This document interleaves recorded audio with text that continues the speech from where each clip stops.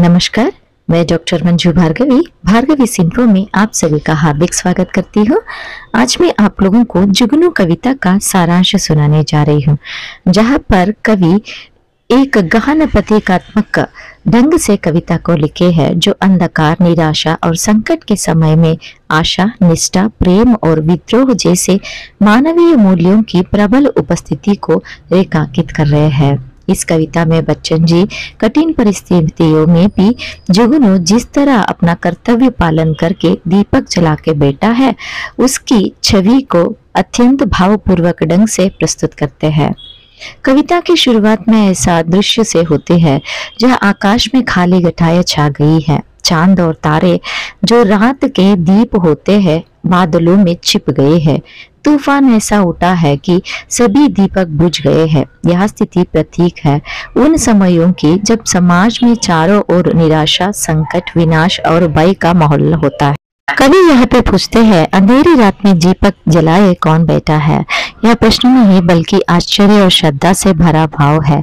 जब सभी ने हार मान ली, तब भी जुगनू ने जो दीपक जलाकर बैठा है, वह प्रकाश, उम्मीद और दृढ़ता का प्रतीक है।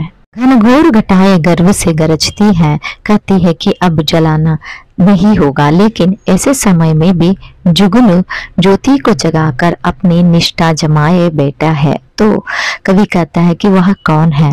यह चिर ज्योति का अर्थ है सत्य, अच्छाई, न्याय और आशा का प्रकाश।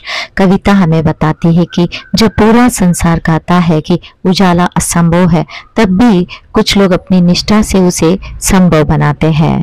कवि आगे कहते हैं, अंधकार का राज्य बहुत भयानक है। इतना ही जितने सिर ऊंचे थे वे भी अब झुक गए हैं, अर्थात दमन और आतंक के सामने बहुसंख्यात लोगों ने आत्मसमर्पण कर दिया है। लेकिन फिर भी यहाँ पर जुगनू विद्रोह की ज्वाला जलाए बैठा है।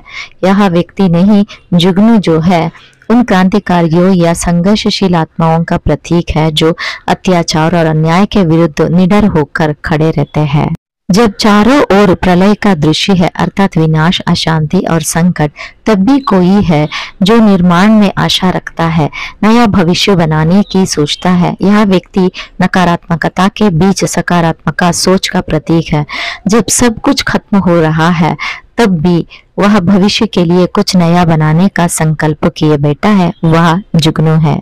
कवि कहते हैं कि प्रभंजन और दामिनी ने धारा और आकाश के बीच सब कुछ नष्ट कर दिया है, लेकिन फिर भी कोई है अपने विश्वास को बचाए बैठा है। यह संकेत करता है कि सच्चा विश्वास, सच्ची श्रद्धा और आस्था किसी भी प्रलय से पराजित नहीं होती। जो व्यक्ति आस्था को थामे रहता है, वही समाज को नई दिशा दे सकता है। अंतिम चरण में बच्चन जी बहुत ही कोमल और संवेदनशील पक्ष सामने लाते हैं। वे कहते हैं कि जब प्रलय की रात है, तब कोई प्रेम की बात क्यों करेगा, लेकिन फिर भी कोई ऐसा है जो किसी के पथ में पलके बिछाए बैठा है, यानी इंतजार कर रहा है। प्रेम का राह है, आत्मीयता और अपनापन रखता है। यहाँ पर कवि दर्शाते हैं कि प्रेम और करुणा मनुष्य की सबसे बड़ी शक्ति है, जो उसे किसी भी संकट में मानव बनाए रखती है।